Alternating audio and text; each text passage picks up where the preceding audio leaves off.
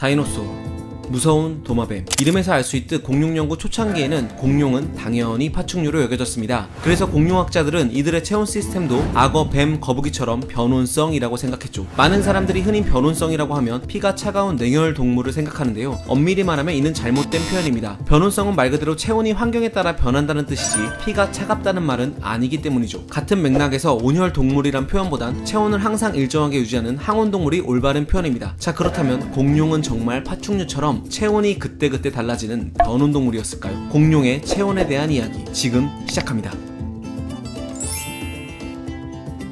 1960년대 파충류로 여겨졌던 공룡을 바라보는 관점은 대전환을 맞이합니다. 그 중심엔 존 오스트롬 교수와 데이노니쿠스가 있었죠. 존 오스트롬 교수는 이 공룡이 새와 닮은 점이 매우 많다며 새가 공룡으로부터 진화해왔다고 주장했고, 그의 주장은 공룡이 파충류라고 굳게 믿고 있던 학계를 술렁이게 합니다. 존 교수는 학계로부터 무슨 개풀 뜯어먹는 소리냐며 비난받았지만, 비난만 하기에는 기낭, 창사골, 골반 구조 등 새와 공룡은 닮은 점이 무척 많았습니다. 결국 그의 주장은 설득력을 얻기 시작했고, 이후부터 공룡이 파충류보다는 조류와 가깝다는 주장에 힘이 실리기 시작했죠. 그리고 조류가 항온동물이란 점 때문에 공룡을 변온동물로 바라봤던 관점에도 변화의 바람이 붑니다. 그 변화는 1968년 존 오스트롬 교수의 제자였던 밥 바커 박사로부터 시작됩니다. 그는 공룡이 지금의 포유류나 조류처럼 체온을 항상 일정하게 유지하는 항온동물이었을 거라는 주장을 들고 나왔죠. 그가 내세운 근거는 꽤 다양했는데요. 먼저 공룡은 직립보행을 하는데 이는 활발히 움직일 수 있는 걸음걸이이자 지금의 항온동물의 걸음걸이와 같기 때문에 공룡도 항온동물일 거라고 생각했죠. 또 발견되는 공룡 화석의 비율을 보면 초식공룡과 육식공룡의 비율이 10대1로 육식공룡의 비율이 확연히 적은데, 이런 특징은 포유류 같은 항온동물에서 나타난다고 했습니다. 실제로 변온동물은 체온을 일정하게 유지할 필요가 없기 때문에 먹이를 조금만 먹어도 되고, 초식과 육식의 개체수 비율이 1대1인 반면 포유류 같은 항온동물은 체온 유지를 위해 먹이를 많이 먹어야 해서 초식동물이 육식동물보다 훨씬 많습니다. 또 공룡 뼈 단면에선 근모 조직이 발견되는데, 이 조직은 오늘날의 포유류에서 발견되는 특징이라는 점, 그리고 목이 긴 용광류들은 머리까지 피를 보내려면 어마무시한 심장의 펌프질이 필요한데, 이런 강력한 심장 역시 기린 같은 항온동물의 특징이라는 점 등 바커 박사는 다양한 근거를 들어 공룡이 항온동물임을 주장합니다. 그러나 그의 주장은 허점이 많았습니다. 먼저 발견된 화석 숫자로 육식과 초식의 비율을 계산하고 체온 시스템을 논하는 건 설득력 자체가 없었고, 무엇보다 가장 큰 문제는 공룡을 항온동물로 보기엔 덩치가 너무 컸던 겁니다. 몸이 커질수록 단위 부피당 표면적은 줄어들어 열을 발산하기 힘들어지는데요. 코끼리도 열 발산이 힘들어 주로 밤에 활동하고 낮엔 목욕을 하는 판국에 그토록 거대했던 공룡이 과연 열 발산을 제대로 했을까라는 거죠. 또 먹이량도 문제였습니다. 항온동물은 체온 유지를 위해 그만큼 많이 먹어야 하는데, 만약 공룡이 항온동물이었다면 중생대 숲은 초토화가 됐을 겁니다. 또 1980년대에는 공룡 뼈에서 성장 지연선이 발견됐는데요. 성장 지연선은 생활 환경 조건에 따라 성장이 둔한 시기와 왕성한 시기를 보여주는 흔적으로 나무의 나이테와 비슷합니다. 그런데 이 성장 지연선은 파충류와 양서류의 고유한 특징이었기 때문에 대다수의 사람들은 공룡이 파충류와 비슷한 변온동물이라고 굳게 믿었죠. 그러나 2012년 고생물학자인 메이케 퀼러 교수가 네이처에 발표한 논문은 이런 믿음을 가차없이 깨부숩니다. 그녀는 포유류 40종과 115마리의 되새김 동물의 대퇴고를 분석한 결과 포유류에서도 성장 지연선을 발견했죠. 이로써 성장 지연선은 파충류만의 특징이라고 여겨졌던 기존의 주장은 물론 공룡이 변온동물이란 주장도 설득력을 잃게 됩니다. 그렇다고 해서 이 연구가 공룡이 항온동물이라는 증거는 아니었기에 공룡의 체온 시스템에 대한 의견들은 하나로 모아지지 못했고, 다양한 의견들이 분분했죠. 어떤 공룡학자들은 공룡이 거대 항온성 동물이었다고 주장하기도 했습니다. 거대 항온성은 몸집이 커서 열이 잘 발산되지 않아 체온이 일정하게 유지되는 시스템으로 오늘날의 바다 악어나 장수거북 같은 대형 파충류가 여기에 해당됩니다. 이들은 변온동물이지만 몸집이 큰 덕분에 수온이 7도씨인 바다에서도 체온을 25도씨 정도로 어느 정도는 일정하게 유지돼 마치 항온동물 같은 특성을 보이죠. 그러나 이 거대 항온성 주장도 용광류 같은 공룡에겐 잘 들어맞지만 1m도 채 안 되는 공룡도 있었다는 걸 떠올리면 공룡 전체를 거대 항온성으로 보기엔 무리가 있습니다.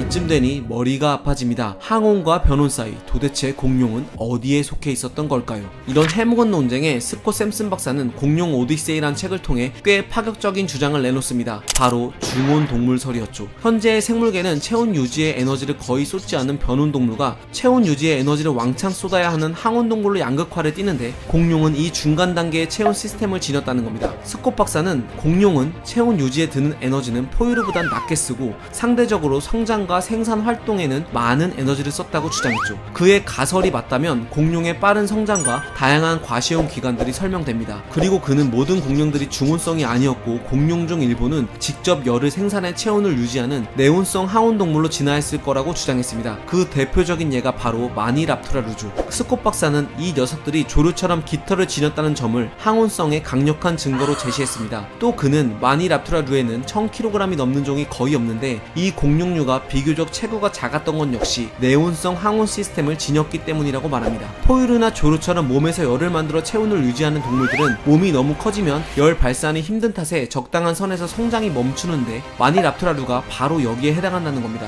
즉 변온성 파충류로부터 진화한 공룡은 중온성을 지녔고 공룡들 중 일부는 마니랍토라루처럼 항온성 시스템으로 진화했으며 다시 그 일부가 지금의 새로 진화했다는 주장이었죠. 스콧 박사의 공룡의 중온 동물설은 정설은 아니지만 최근 학계에서는 이 주장을 뒷받침하는 여러 연구들이 속속 등장하고 있는 중이긴 합니다. 지난 2015년 UCLA의 로버트 이글 교수는 공룡알 화석에 포함된 방사성 동위원소 탄소와 산소의 결합 비율을 분석해 당시 공룡의 체온을 알아냈는데요. 원리를 간단히 설명하면 온도가 낮을수록 탄소와 산소의 결합률이 증가하는데 로버트 교수는 화석 내에 이 결합률을 분석해 공룡의 체온을 유추해낸 겁니다. 그 결과 티타노사우루스는 37.6도, 오비랍토라루는 31.9도의 체온을 지녔던 것으로 밝혀졌죠. 이는 파충류보다는 높고 조류의 체온보다는 낮은 수치로 스콧 박사가 주장한 중온설에 힘을 실어줍니다. 또 2014년에도 뉴멕시코 대학의 존 그레디 교수 역시 21종의 공룡과 현재 동물 360종의 성장 속도를 비교한 논문을 사이언스지에 발표하면서 공룡의 중온설을 주장했습니다. 대체로 파충류 같은 변온동물은 물질 대사 속도가 느려 천천히 성장하고 포유류 같은 항온동물은 이와는 반대라서 빠르게 성장하는데 그레디 교수가 공룡의 뼈 단면에 나타난 성장선을 토대로 공룡의 성장 속도를 분석한 결과 공룡은 변온동물과 항온동물의 딱 중간에 위치해 있었던 거죠. 하지만 여전히 공룡의 체온 시스템에 대해서는 의견이 분분하며 안타깝게도 어느 것 하나 정설로 자리잡지 못했습니다. 그런데 어쩌면 이런 불분명한 점들이